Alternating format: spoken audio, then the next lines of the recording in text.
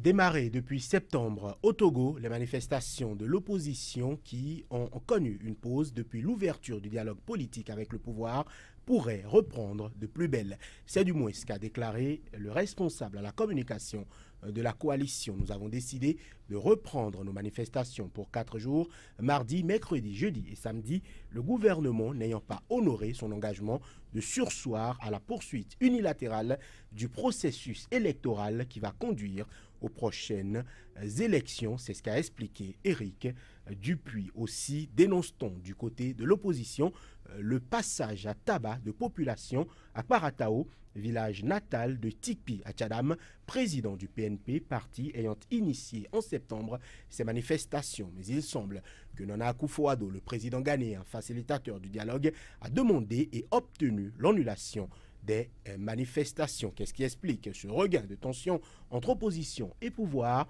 Et quels sont les préalables au dialogue? Ont-ils été violés par le régime du président Faure, comme l'estime l'opposition?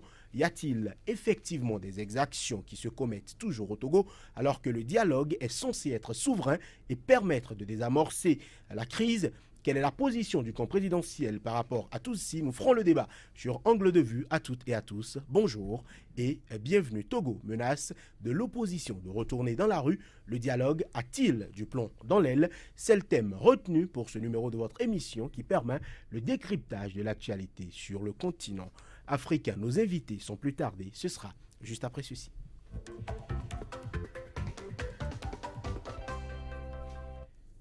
Et sur ce plateau, pour en parler, Maître Julien Tobaya, bonjour. Bonjour, monsieur. Vous êtes président de la Ligue pour la défense des droits de l'homme. Exactement. Merci d'être sur ce plateau. Plaisir d'être avec vous. Face à vous, Aimé Tiefa, bonjour. Bonjour. Vous êtes sociologue, expert en stratégie de développement. Un plaisir de vous retrouver aussi. Merci. Sur Angle de Vue. Maître Julien Tobaya, ma première question est pour vous. Ouvert le 19 février dernier, le dialogue a pris une pause de 2 semaines. C'est ce qu'on a entendu. On en était à attendre sa reprise quand l'opposition a décidé, ou du moins annoncé, qu'elle retournerait dans les rues. Votre première analyse face à cette volonté, cette velléité de l'opposition de retourner dans les rues? Oui, merci. Je voudrais d'abord profiter de cette émission pour réitérer l'attachement de la Ligue au combat démocratique qui est mené au Togo, saluer le peuple togolais et pour sa combativité et saluer la jeunesse parce que, comme je l'ai toujours dit, le Béninois doit se sentir attaché à ce qui se passe au Togo parce que la démocratie au Bénin n'a pas de sens s'il n'y a pas de démocratie au Togo. Je salue également les efforts qui sont faits de part et d'autre, y compris du pouvoir togolais, du pouvoir ghanéen, et toutes les initiatives heureuses allant dans le sens de la recherche d'une solution. Nous voulons tous la paix, et quand il y a la paix au Togo, c'est pour le bonheur de nous tous. Alors de ce point de vue, lorsque le dialogue avait été initié consécutivement au combat qui est mené, c'était une chose vraiment saluée. Tout à coup, vous avez constaté, vous l'avez dit, il y avait eu en fait un peu comme un repli sur soi de la part de l'opposition. Et nous avons suivi les informations. Ce qui en avait été dit, c'était que le pouvoir de Faure Gnassingbé reprenait de façon unilatéralement le processus électoral, donc dans le cadre du référendum. Alors vous savez, en matière de discussion, lorsque l'on décide de régler les problèmes d'une autre manière, il faut qu'on y aille un peu à armes égales. Je crois que c'est ça le problème. Lorsqu'en fait, des préalables ont été édictés et que leur solution avait commencé, c'était déjà donc un bon signe que les choses donc pouvaient être réglées. Lorsque, comme toute attente, les préparatifs, et c'est ça ce qui a été dit, c'est ce que j'ai entendu, je crois que c'est ce qu'également vous avez entendu, les préparatifs donc, du référendum, donc c'était poursuivi. Alors les autres ont estimé, l'opposition notamment, que là, elle était sur le point d'être flouée. C'est ça le casus belli. Personnellement, je pense que c'est de bonne guerre. C'est de bonne guerre parce que lorsque l'on définit donc une marche commune, il faut en respecter les clauses.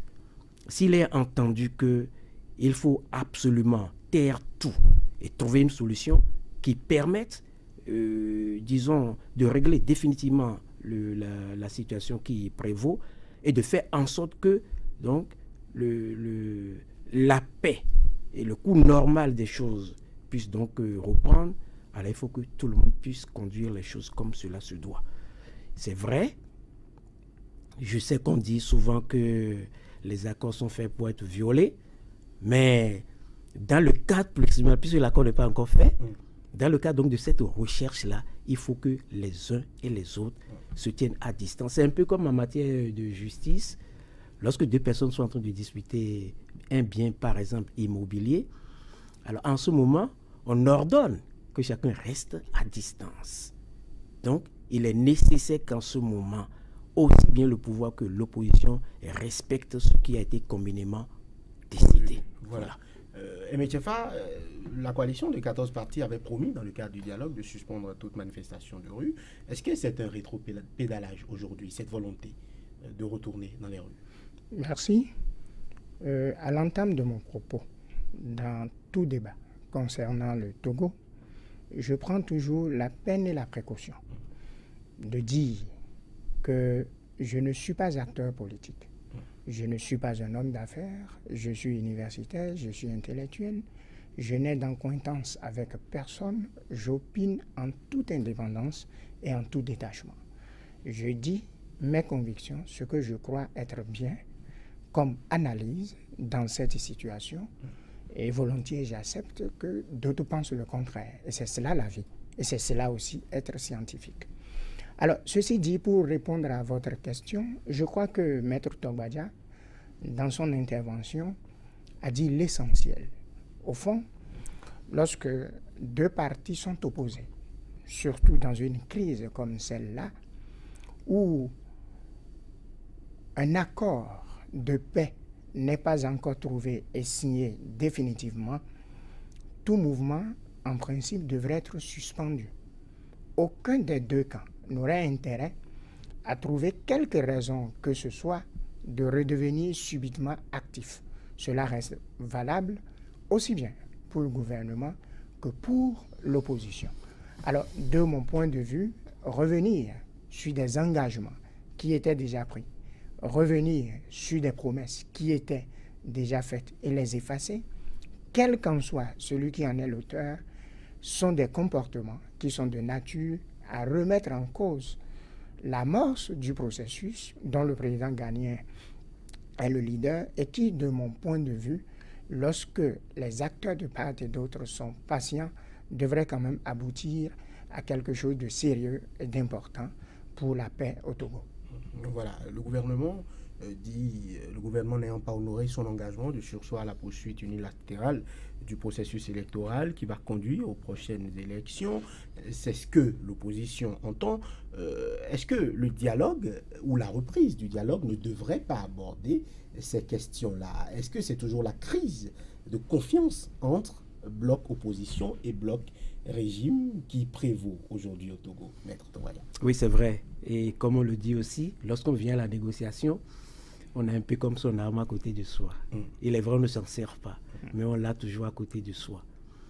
Et je pense que dans la situation actuelle, les questions sont très préoccupantes. C'est la vie de milliers, de millions de gens.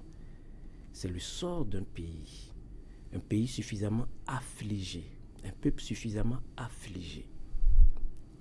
Alors donc, la situation est telle qu'il est absolument nécessaire que les uns et les autres veillent à ce que les règles énoncées soient strictement appliquées. Alors, dans la situation actuelle, ainsi que je le disais tantôt, alors, s'il a été entendu que les facilitateurs conduisent le processus et qu'il a été effectivement décidé que ce processus est commencé, on l'a vu, les préalables ont été donc proposés et les partis sont d'accord, l'exécution a commencé. Alors, donc, l'éruption de facteurs nouveaux, ça fait réagir. Je dirais que l'opposition serait un peu comme, je ne sais pas quel nom lui donner s'il ne réagissait pas. Alors donc, c'est parce que précisément, il y a eu des donnes étrangères. Notamment le fait que le pouvoir ait décidé de nommer les membres des commissions électorales qui sont chargés de mettre en branle. Voilà. Or, il y a une crise de confiance. Il y a une crise de confiance. Dans ces conditions, on ne peut pas se permettre des choses de ce genre. Or, on sait, en matière électorale, bon, tout se prépare, des structures jusqu'au déroulement même, etc. Alors, on sait qui a la carte, qui déploie et tout. Alors, s'il n'y a pas le minimum de confiance, ça ne peut pas marcher. Alors, si les autres estiment qu'il faut que tout ça se fasse de façon rythmée, de façon cadencée, chaque chose en son temps, laisser les choses se faire ainsi que cela a été convenu. Alors, les facilitateurs ont défini une marche avec les partis. Alors, il faut éviter que des donnes étrangères interviennent. Donc, c'est ce à quoi je crois qu'il faut appeler les uns et les autres. Il s'agit de faire en sorte que ce qui a été convenu s'applique. Voilà. Oui, je crois qu'il est important de préciser quelque chose. En référence à tout ce qui a été antérieurement dit, je voudrais rappeler que la conception de l'opposition est qu'il n'y ait point référendum. Vous vous en souvenez, on en a débattu ici. L'opposition a dit, si il y a référendum, on sait déjà ce qui va se passer. Il n'y a jamais eu d'élection propre au Togo. Ce n'est pas moi qui le dis, c'est l'opposition qui l'avait dit. Alors, quelle est aujourd'hui la position de l'opposition sur cette question précise? La révision constitutionnelle au Togo, est-ce que ce serait par issue référendaire ou par quelle autre issue? Parce que si déjà l'opposition dit qu'elle n'est pas d'accord pour l'issue référendaire, il n'est même plus nécessaire de poser le problème de l'issue parlementaire. Si déjà l'issue référendaire n'est pas perçue comme le moyen le plus approprié. Or, en dehors de ces deux issues, je n'en connais plus une troisième si nous sommes dans un régime démocratique, où on a au pouvoir un chef d'État démocratiquement élu qui a contribué à mettre en place des institutions démocratiques. Alors, je ne sais vraiment pas si la position de l'opposition, depuis lors jusqu'à aujourd'hui, a évolué. Mais dans tous les cas, je voudrais dire que, à mon avis, et là je me répète par rapport à tout ce que j'avais dit avant, à mon avis, la meilleure issue, c'est l'issue référendaire. Parce que ce n'est qu'à travers ce moyen qu'on donne la capacité et le pouvoir au peuple de s'exprimer par rapport à une nouvelle monture de constitution qui lui sera soumise.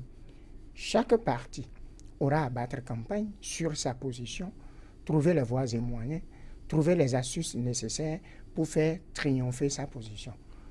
La démocratie ne recommande que ça et non une autre chose. Voilà. Non, voilà, je voudrais rapidement dire sur ce point qu'il faut faire attention. Il faut faire attention parce que nous n'avons rien, personne n'a rien à cacher à l'autre. Nous savons ce que c'est, les élections. En tout cas, en Afrique, du moins dans nos pays, le Togo, le Bénin, tout ça, etc. Et à ma qualité de militant des droits de l'homme et suivant la situation au Togo depuis quelques années, je sais que chaque élection, ça a donné toujours lieu à des conflits, à des hémorragies, depuis les années 90 jusqu'à ce jour. Alors ça veut dire que le fait constant que de façon si massive, le peuple s'oppose aux résultats, cela veut dire que quelque part, il y a problème. Et le peuple togolais, il n'est pas si fou pour contester. Alors, c'est pour dire, je n'avais pas précédemment discuté des questions du référendum ici avec vous. Tout ce qui est élection, c'est louable. Il faut le faire.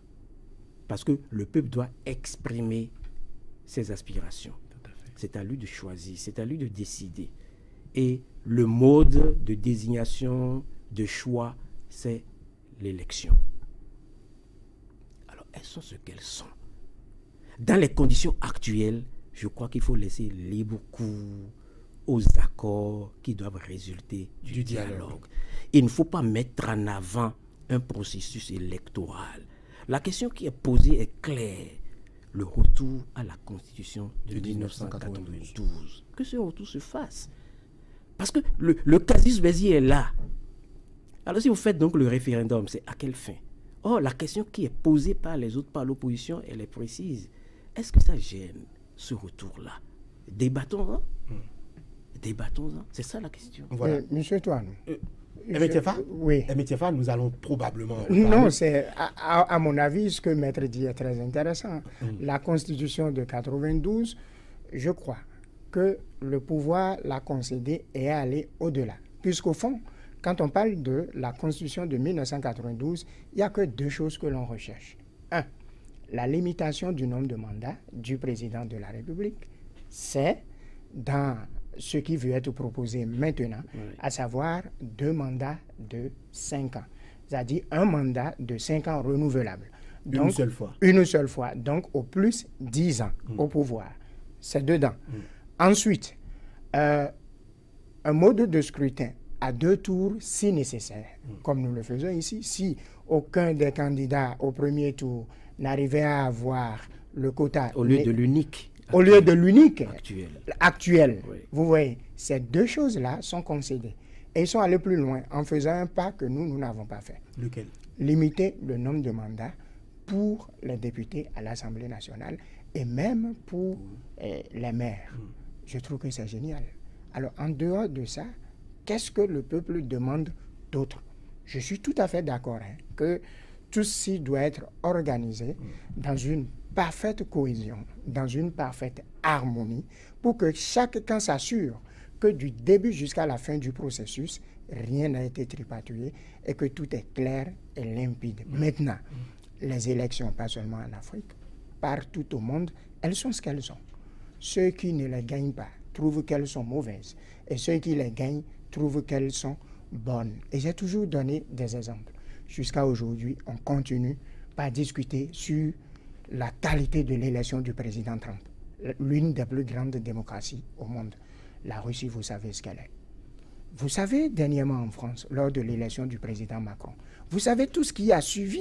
Vous savez comment il y a eu des stratégies pour atomiser tel ou tel candidat. Vous le savez. Donc, d'ailleurs, Maître est mieux placé pour le savoir. Jean-Jacques Rousseau a dit, parlant de démocratie, un gouvernement aussi bien, aussi bon ne saurait appartenir à des hommes, mais plutôt aux dieux. Ça veut dire, partout où l'homme est, tout ce qu'il fait, on n'aura jamais de la perfection dedans. L'homme étant ce qu'il est, il cherchera toujours à faire ce qui le profitera. Les conflits et les intérêts sociaux. Voilà. Mais dans tous les cas, dans tous les cas, ce à quoi ce me semble, ce qui est important, c'est donner libre cours au processus. Qui est en cours. C'est-à-dire le dialogue politique. Absolument. Donc, le faire aboutir et qu'on soit fixé sur les clauses. Parce que comme l'a dit tantôt Monsieur Tiefa, oui, le problème qui se pose, c'est, comme je le souligne, c'est la confiance. L'opposition n'a pas confiance en le pouvoir, sa façon de se dépêcher. Donc, de nommer de commission. Alors, tous les gens ont dit, mais ça y est, ça pose problème. Alors, donc, c'est pour ça que je dis, en l'état actuel, il faut que toutes les parties taisent un peu leur passion, leur désir, et laissent le dialogue se poursuivre. Voilà. Étant entendu qu'ils sont d'accord, tous, pour aller à la table, oui, il faut laisser donc ce processus s'aboutir. Voilà, M. Toubadia, je reste avec vous. L'opposition a dénoncé aussi le passage à tabac des populations de Kwaratao, village natif de Salifou-Atchalam. Est-ce que vous avez des éléments tendant à confirmer ou infirmer cette dénonciation? Est-ce que, selon vous, durant ces manifestations de l'opposition, depuis le début en septembre, est-ce qu'il y a eu des exactions, comme l'a toujours dénoncé l'opposition et comme l'a toujours réfuté le régime en place? Oui, et la dernière fois, donc j'ai suivi effectivement cette information selon laquelle il y aurait des gens qui sont passés à tabac. Comme je le dis bien là, donc c'est au conditionnel que je le dis, et c'est relayé par des médias, et j'ai pas vu d'image personnellement, etc. Bon, généralement au niveau de la Ligue, nous on enquête. On enquête et puis on a nos éléments donc, qui nous permettent de pouvoir nous prononcer. Alors donc, je ne sais ce qui s'est exactement passé à ce niveau. Mais en ce qui concerne les actes de violence, la répression de façon générale, oui, elle est réelle. Elle est réelle. Nous avons pu enquêter au niveau de la Ligue, nous avons des éléments d'information, aussi bien à Lomé qu'ailleurs. il y a eu des scènes de violence, il y a la répression qui a été abattue sur les populations. Alors c'est des anomalies, c'est des manifestations généralement pacifiques.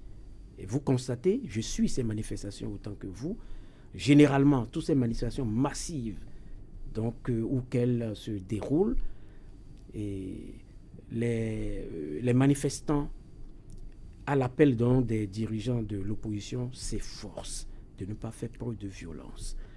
Alors, ce que j'ai vu souvent, les coups viennent souvent de la force publique et les autres répliquent.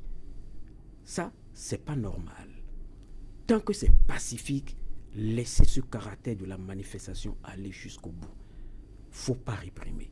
Parce que c'est un droit de l'homme. Le droit à la manifestation. C'est l'expression du peuple. C'est l'expression du contrôle. C'est la forme par laquelle le peuple contrôle. Parce que je le dis tout le temps, je le répète, l'élu qui n'est pas contrôlé, c'est une calamité. Et le peuple qui ne contrôle pas l'élu, c'est une calamité. Ce pays n'a pas de loi, de mœurs acceptables, comme cela se passe, je dois le dire, au Bénin. Je le dis au passage. Voilà, donc, s'agissant donc de la répression et de répression, c'est déplorable. Il faut appeler et demander que dans le cas des discussions actuelles, il soit demandé au pouvoir d'adoucir les mœurs en matière donc de direction. Voilà, c'est ce que je pense. Voilà. Aimé Tchefa, avec vous, nous allons revenir sur les propos du ministre de la Sécurité qui a démenti déjà le passage à tabac des populations de Kouaratao et qui a confirmé qu'il n'y avait pas de blocus pour que le processus électoral ou que la vie au Togo continue son cours normal, c'est-à-dire la nomination des membres des commissions, alors même qu'il y avait un dialogue en cours qui devrait aboutir à faire de nouvelles propositions pour tout cet arsenal-là. Est-ce que c'est une position purement politique ou elle est objective selon vous? S'il est un ministre d'un gouvernement, il est un acteur politique. Et à partir de ce moment, il n'a plus de ligne personnelle. C'est la ligne du gouvernement qui est sa ligne à lui. N'avez-vous pas vu des gens qui avaient une position X avant et que lorsqu'ils sont devenus ministres, ils ont eu une autre position? C'est ça qui est même, je dirais, l'un des principaux points caractéristiques des êtres humains. Votre réflexion, c'est Kalmas qui le dit, votre réflexion est déterminée par votre position. Autrement dit, vous raisonnez... Votre position sociale. Votre position sociale. Vous raisonnez en fonction de la position qui est la vôtre. Dans votre position de journaliste, actuellement, vous êtes libre de poser des questions. Mais si on inversait tout de suite les tendances et que je prends votre place et tout de suite, vous allez voir un certain nombre de vos convictions tout de suite seront modifiées. Alors, donc, ce ministre de la République est en train de faire le travail qui est le sien. Mais ce qui est important, qu'il faut répéter, M. Tobadja l'a dit, je le répète à bon escient, tout ce qui est de nature à remettre en cause l'amorce du processus doit être scrupuleusement évité par tous les camps. Que l'opposition marche ou a déjà tendance à organiser des marches n'est pas de nature à favoriser le processus de dialogue qui démarrera sous peu. Que les manifestations de l'opposition soient passées à tabac ou que l'on se précipite à nommer des membres de quelque institution ou démembrement, de quelques parcelles de pouvoir, à qui des tâches républicaines ont été ou devraient être confiées, de mon point de vue, n'est pas de nature également, et qui n'est pas fait de façon consensuelle, n'est pas de nature également à favoriser la discussion et le dialogue. Donc je crois qu'il faut rechercher une voie harmonisée et concertée au sein de laquelle tout le monde pourrait avoir la possibilité de contrôler tout le monde. Qu'une certaine catégorie d'acteurs cherche à avoir un petit pas sur les autres également est un comportement qui est de nature à remettre en cause le processus qu'ils ont mis du temps à élaborer. Voilà. Oui, c'est-à-dire qu'en fait, nous souhaitons vivement que, en l'État, chacun respecte les règles. Parce que, excusez-moi, la tricherie un peu comme dans les agissements, donc dans des situations comme celle-là. On voit même en matière de football, etc., chacun cherche à gagner un pouce. Donc, de tirer le drap de son côté. Rapidement. Donc, se mettre dans une position qui vous permette beaucoup plus de facilité, des trucs comme ça. Oui, c'est des choses que tous on connaît. Mais actuellement, il faut faire en sorte que la saignée au Togo prenne fin. Il faut que chacun respecte les règles. Parce que nous désirons vivement voir un peuple togolais vraiment en paix. Tous les jours, les marches, tous les jours, la souffrance, avec l'exode de réfugiés que nous recevons au Bénin. Ce n'est pas une situation bonne. C'est pour cela que précisément, il est à souhaiter, nous le demandons instamment aux uns aux autres, de faire cet effort. Certainement donc le pouvoir ghanéen, le président donc ghanéen qui a pris cette initiative, saura y veiller particulièrement. Justement, je reste avec vous, maître Julien Tobania. Vous avez été très impliqué, notamment dans le processus des exilés, des réfugiés togolais qui ont pu rallier le Bénin notamment. Quel est le point aujourd'hui de cette situation-là? Est-ce qu'il y a eu encore ce type de mouvement ces dernières semaines, ces derniers mois, ou bien c'est une situation qui est pour le moment contrôlée? Oui, bon, contrôlée dans le sens que ce n'est plus massif. Et c'est ce que je disais tantôt. Et avec les manifestations, il y a eu quelques éléments, quelques personnes qui sont arrivées au Bénin. On contacté la Ligue, nous les avions orientés. Et il y a des journalistes, il y a des enseignants. Mais le mouvement n'est pas aussi important qu'il avait été précédemment. Mais de façon générale... Notamment en 2005 En 2005. Non, c'était des exodes massifs, vous avez vu. Païla Kondi un peu partout. C'était des afflux importants d'hommes et de femmes. Et qui est je ne dirais pas les vestiges. La situation demeure, contrairement au pouvoir, aux autorités du Bénin qui pensent que la question a été réglée. Elle n'est pas du tout réglée, puisqu'il existe plus de 1000 encore personnes des Togolais ayant le statut et qui ne jouissent pas de leurs droits. Et cela reste des questions non résolues au Bénin. Oui, voilà. Donc c'est dire que la question donc demeure entière. Et quoi qu'il n'y ait pas donc un afflux massif, mais la question des réfugiés au Bénin demeure complètement posée. Voilà. Elle est encore posée. M. Tchefa, le travail du facilitateur ghanéen Nana Akufo-Addo, votre impression sur sa manière de conduire le dialogue, est-ce que c'est quelque chose à encourager? Sinon, pourquoi? Je crois que le président Kufuor est en train de faire un bon travail. Vous savez, la relation entre le Togo et le Ghana, je dirais qu'ils sont des bébés siamois. C'est deux peuples qui se connaissent suffisamment bien, pour ne pas dire que quasiment ce sont les mêmes cultures. Donc ils se connaissent très bien. Et je crois que de tous les chefs d'État que nous avons sur la planète, le président ghanéen est l'un de ceux qui sont vraiment très bien positionnés pour s'impliquer à bon escient dans cette crise et la résoudre. Je crois, pour ce que j'ai vu jusqu'à présent, il a pris suffisamment de détachement, il a pris suffisamment de distance pour jouer le rôle qui est le sien, à savoir un acteur, un médiateur neutre en vue de la paix. À mon avis, il est en train de le faire si bien. Voilà. Maître Tobania, le président ghanéen a demandé donc, et obtenu l'annulation des manifestations de l'opposition qui étaient prévues pour cette semaine. Quelle est votre appréciation de ce qu'il est en train de conduire comme travail? Non, il a bien fait. Quand j'ai appris la nouvelle, j'ai dit oui, ça c'est bien. Parce qu'en fait, il ne peut pas être en train de conduire une discussion, un dialogue, que soudain la rue à nouveau s'introduise dans la discussion. Alors les données sont mauvaises, c'est pas ça. Alors lorsque l'information est donnée relative au fait que du côté du pouvoir, le processus électoral est accéléré, je crois que l'opposition a réagi ainsi que nous l'avons su.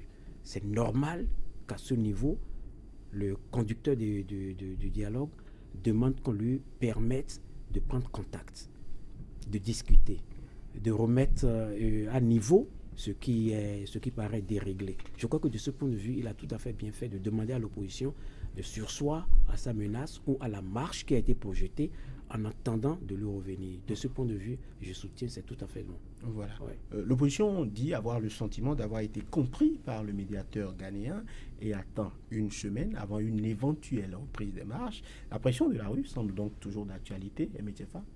Oui, D'abord, il faut féliciter l'opposition d'avoir écouté le médiateur. Ce n'est pas donné dans toutes les crises. Et il faut également féliciter le médiateur parce que s'il a écouté, c'est qu'il est pris au sérieux.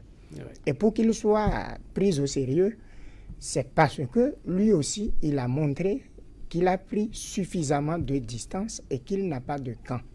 Alors, cela doit être renforcé. Maintenant, Maître Togbadia l'a dit, quand on vient à une négociation, c'est toujours avec ses armes. On ne les abandonne pas. Parce que vous ne savez pas ce que la négociation donnera. Et pour qu'il y ait négociation, forcément, chaque camp reconnaît quelque peu que son adversaire a un pouvoir donné.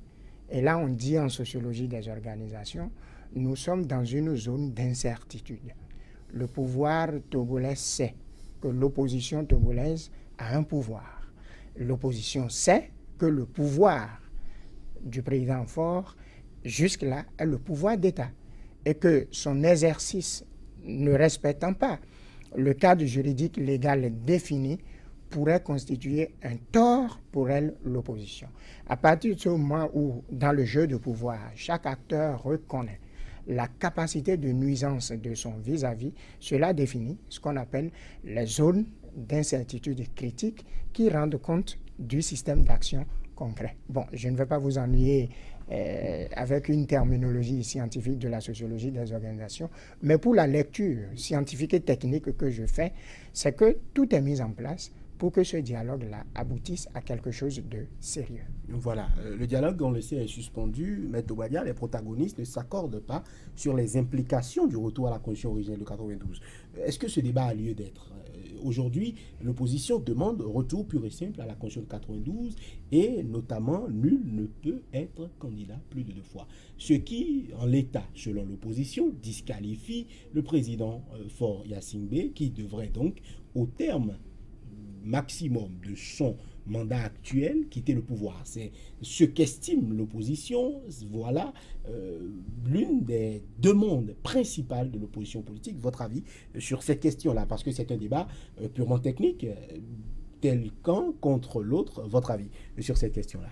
Oui, au-delà de ce que c'est un débat d'un camp contre l'autre, je voudrais faire observer que bon, ce qui est demandé ou ce que demandent aujourd'hui les Togolais, c'est ce que le Bénin a. C'est l'un des acquis au Bénin. Et dans plusieurs pays de la sous-région et puis un peu partout dans le monde, c'est cela. On ne souhaite pas que les gens vieillissent au pouvoir. Et cela parce que ce qui a été constaté, c'est lorsque l'on est au pouvoir et que l'on s'en sert contre les intérêts du peuple. Et ça devient pesant pour le peuple. Lorsque l'on y met la répression, c'est le peuple qui en souffre. Alors, ça a été une clause, si nous prenons le cas du Bénin, une clause pour se méfier du gouvernant, des gouvernants. C'est ce qui a été fait. C'était une clause qui était décidée, et quand on prend le cas précis du Bénin, contre le régime d'exception que nous avions connu. Et le régime marxiste-léniniste. Le régime, appelons-le de Kérékou, il n'est pas marxiste-léniniste, il faut le préciser. Donc, parce que c'est scientifique. Je suis avec un scientifique, vous êtes un journaliste, vous faites également de la science, vous devez être d'accord. Donc, nous l'appelions un régime pseudo-marxiste, un régime donc d'exception. Alors, et donc, c'est la méfiance qui a été organisée de cette manière et c'est pertinent. Même si personnellement, je ne suis pas favorable au fait qu'il faut limiter et tout, il faut le faire dans le cadre de nos pays pour obliger les gouvernants donc, à une certaine conduite acceptable. Alors que vous prenez le cas du Togo, avant le régime de Faure Gnassingbé, prenez le cas du Zaïre, RDC Congo, un peu partout, vous voyez que les chefs d'État s'éternisent. Ils volent, ils répriment, ils détruisent. Alors, donc, il a été convenu que c'est meilleur de limiter pour relativement donc amener ceux-là à comprendre que s'ils viennent, il faut céder la place. Je dis que ce n'est pas la solution définitive, puisqu'en fait, les gens, si c'est le même type d'hommes il faut s'il se relaye, vous n'avez donc jamais une situation donc meilleure, comme vous le voyez donc un peu partout. Mais en gros, cette clause de limitation est souhaitable dans ces rapports-là, parce que ça permet de dire à celui qui a fait 2 mandats de pouvoir laisser la place à quelqu'un d'autre. Ça d'une part. De l'autre, le fait de dire que vous faites strictement donc 2 mandats, ça c'est avantage que les régimes qui se sont éternisés, comme par exemple celui de Kérékou I, celui de Mobutu Sese Seko, ont causé beaucoup de tort. Les peuples ont la possibilité de pouvoir changer, d'accéder à quelque chose de différent. Mais le plus sérieux, c'est que celui qui décide, c'est le peuple. Oui. Si le peuple dit, nous voulons telle chose, je ne pense pas qu'il y ait d'hommes pour bloquer. Aujourd'hui au Togo, ce qui est fait, c'est le peuple qui demande. Quand vous regardez du nord au sud, les manifestations qu'il y a eu, il y en a à Lomé, il y en a au nord, il y en a au centre, un peu partout. C'est ce que veut le peuple togolais. C'est, comme on le dit, c'est la voix de Dieu en ce moment. Les dirigeants, s'ils se respectent, il faut qu'ils s'inclinent pour qu'il y ait la paix. Si demain le peuple togolais estime qu'il veut autre chose, il est libre. Parce que c'est la souveraineté qui s'exprime.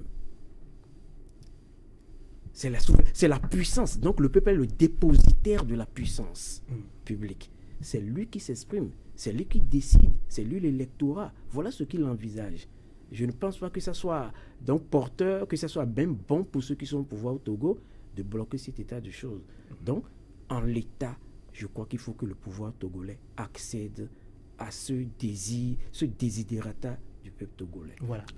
Dans votre question, il y a un point important. Vous dites, en fait, la portion, en aucun cas, nul ne peut être en aucun cas, lui ne peut exercer plus de 2 mandats. Et que eux, ils estiment que ça concerne le président Faure lorsque la nouvelle constitution serait votée. Si l'opposition continue, pas tirer sur ce bout de phrase, c'est-à-dire que ça concerne le président Faure, elle ne sera pas prise au sérieux. Pourquoi? Parce que le président Faure est élu sur la base d'une constitution qui a été révisée et c'est une nouvelle constitution. Écoutez, il faut partir de ce qu'on sait pour aboutir à ce qu'on ne sait pas.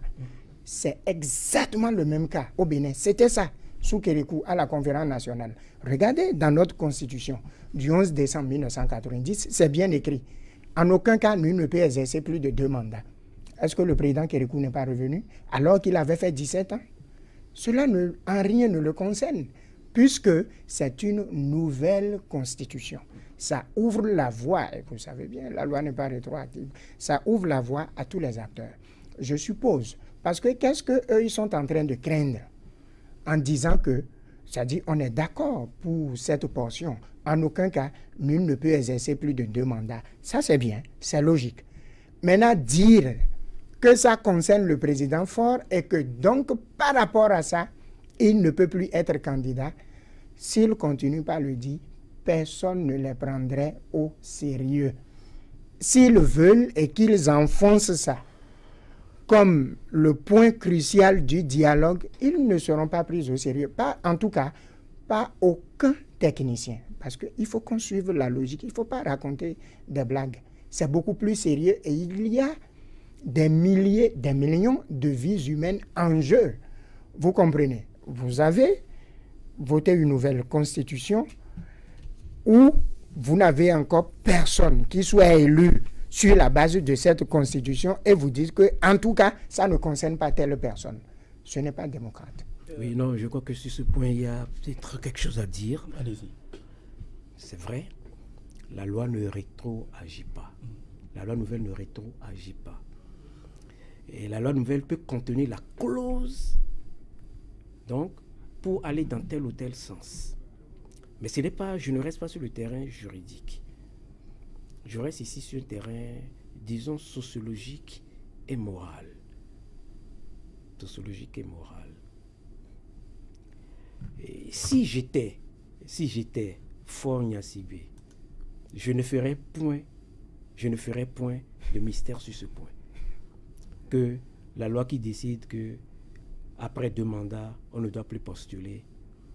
Que l'on parle de moi ou pas, je ne postulerai pas. À un nouveau mandat. Si vous étiez lui. Attendez, la question est là. Le casus belli, c'est là. Aujourd'hui, son souhait, c'est que la loi donc, puisse lui permettre, la nouvelle loi puisse lui permettre donc de postuler. Or, les autres, ils voient l'astuce et se disent, celui-là veut s'éterniser au pouvoir. Il a déjà fait plus de 2 mandats. Il en fera encore 2 autres. Nous voulons subir de la part du Fils ce que nous avons déjà subi de la part du Père. C'est ça le problème, c'est ce qu'il faut regarder en face. L'enjeu réel au Togo, c'est cela la question. C'est un pouvoir dynastique qui est rejeté par le peuple. Dans l'intérêt de tous, il doit y avoir un fair play de la part du pouvoir actuel togolais. Fait en sorte que les vies humaines soient préservées. Quand on s'en va négocier, vous avez il n'est pas mon contradicteur, votre invité tout à l'heure donc l'a dit. Quand on s'en va à la place, à la table de négociation, c'est un peu ce que nous appelons le règlement à l'amiable. Donc vous pensez que le dialogue vous perdez quelque chose un peu. Forcément. Alors, le dialogue, pour aboutir, il faut qu'il arrive à un consensus de ce genre. C'est mon opinion. Un consensus de ce genre, donc, qui fasse que, au terme du mandat, l'actuel, je ne sais pas comment ils appellent leur palais présidentiel togolais, celui qui est là puisse comprendre que il y a une aspiration trop forte, excessivement forte, c'est de le voir partir. Et c'est pas par les urnes?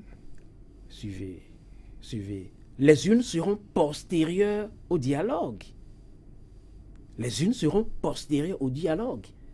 Puisqu'ils ont pris, donc, décidé donc du dialogue, qu'ils laissent le dialogue se faire dans toutes ses composantes, dans tous ses aspects.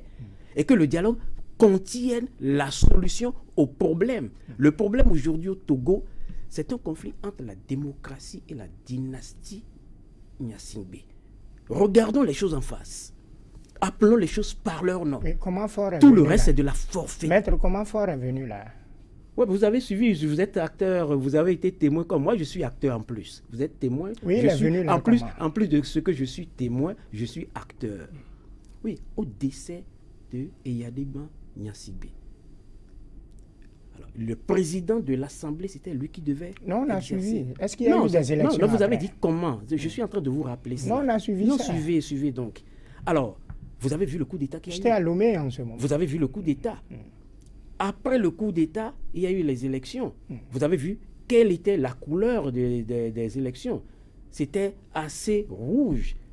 Donc, c'est maculé suffisamment de sang. C'est dans ces conditions qu'il est venu. Et en 2010? Alors, dans tous les cas, et les élections dont vous avez vu ont été largement contestées, durablement contestées par l'opposition. Dans tous les cas. Oui, c'est ce que je suis en train de vous dire. Largement contestées. Alors, dans tous les cas, un problème moral est posé. Donc, l'homme est contesté.